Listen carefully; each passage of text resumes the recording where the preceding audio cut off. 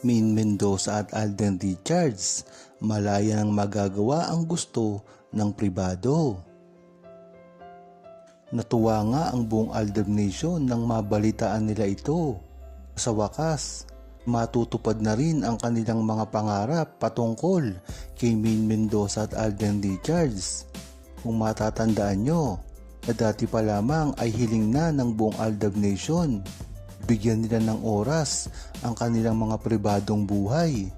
Kung matatandaan nyo rin kasi, ang buong Aldab Nation ay pilit na nagre-retiro si Alden Richards at Main Mendoza dahil napakayaman na naman nila. Gawin na lang pribado ang kanilang buhay para na rin sa kanilang mga pamilya.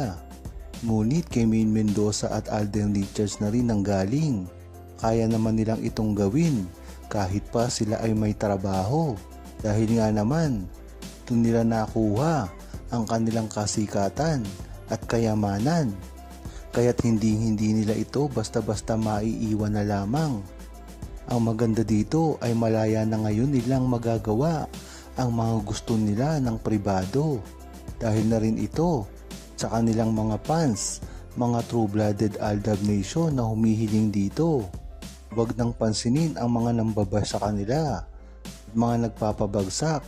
Kahit pa pribado ang buhay nila ngayon, tila inuungkat ito ng mga bashers nila na mas maganda ngayon na itago na lang nila muna ang ginagawa nila. Dahil mas maganda talaga na wag na munang nilang ipangalandakan mga ginagawa nila.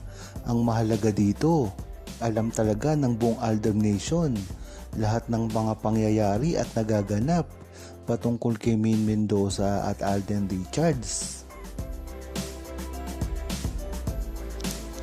Huwag kalimutang mag-subscribe, comment at i-like ang video na ito. Thanks for watching!